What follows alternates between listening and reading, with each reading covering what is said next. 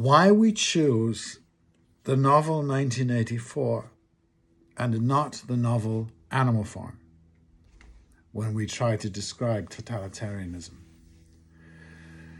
One is what totalitarian is. Animal Farm is how we got there, how we get there.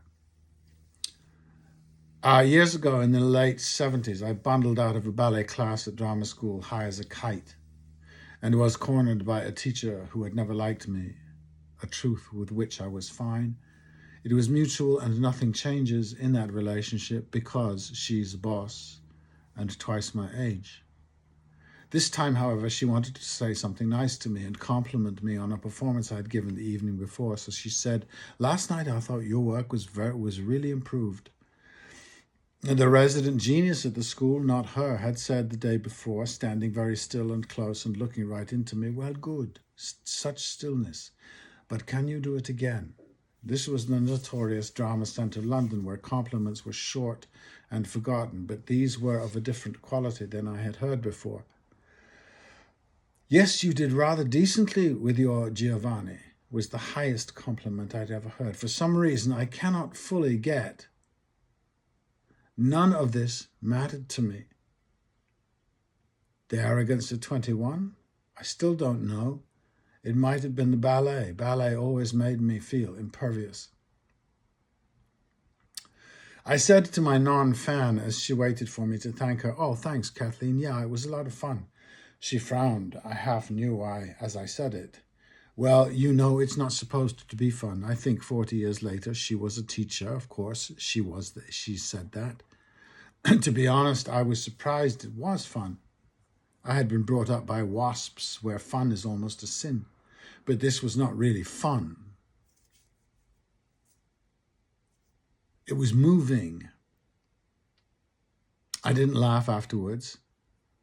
I knew I'd been moved. I had shifted, and that was fun in my language. She thought I was trivial. I was rude. But that's not the same thing. But that was what she disapproved of. It's always been fun since, and deep and freeing and freewheeling, and a sort of Orphic door into hidden places that one opens oneself. There's no key keeper one needs to make promises to. It is a kind of religion. One prepares, one is ready, a knock is heard and the door opens. I knew this then. I couldn't tell her it was no magic. I was that thing, and I was going through that thing, that doors, very fast, and she didn't know that feeling. None of them do, or did. It's not supposed to be fun, but it is.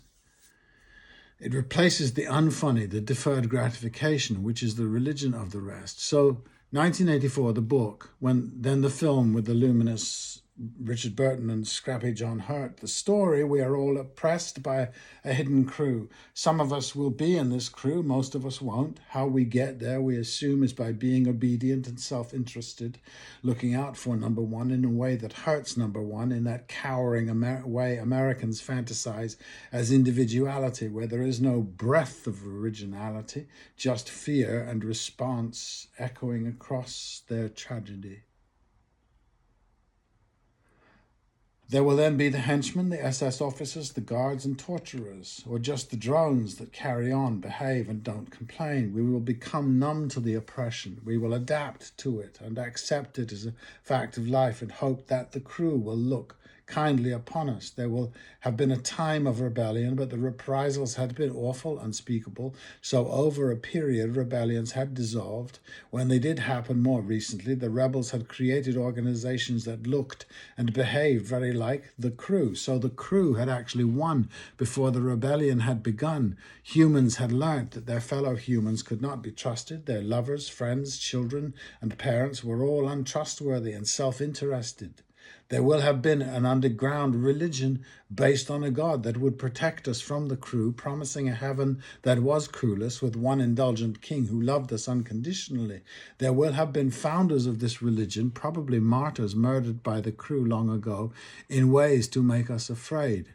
Then one day, in that Orwellian way, the new religion and all its ministers would do the same as the crew. It is what pigs do. It is pig value. The fun here is we think it is the present Trump, but the deed was done long ago. It was in the very founding and its totalitarian principles. So there are our realities. This is reality. And they are all decisions that can be revised, and the little glow of hope or the deep ancestral memory of something different will remain in some few of us. We get to 1984, though, through Animal Farm. The farm was full of the hopeful, the dedicated, and the various, but by 1984 there are only pigs left. The other species are gone. All gone.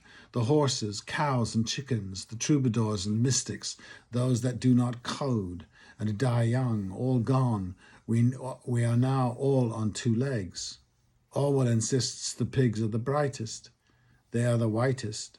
The Jeffersonian equal, yes, he meant the same species, and we know what that was. His bigotry is not important, but supremacy is a habit. The serf in 1984, Winston, is a pig. A temporarily inconvenienced millionaire.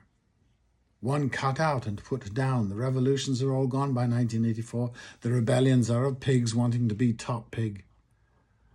The revolution on the Animal Farm had promised an equal society, a society of differences, but to be controlled, all of us had to agree to become pigs, to want what pigs want, to aspire to piggery. We were to become like the rulers, except no one would dominate. We were to be kings of our own castles, masters of our own destinies, kings and masters, which leads to 1984. Hopeless because it is the monoculture, the monospecies, us, pigs, always.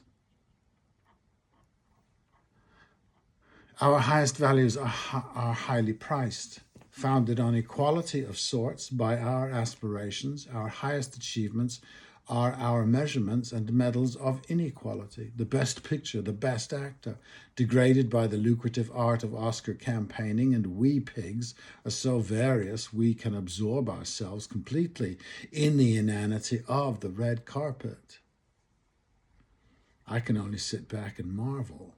We are all so special at being just the same.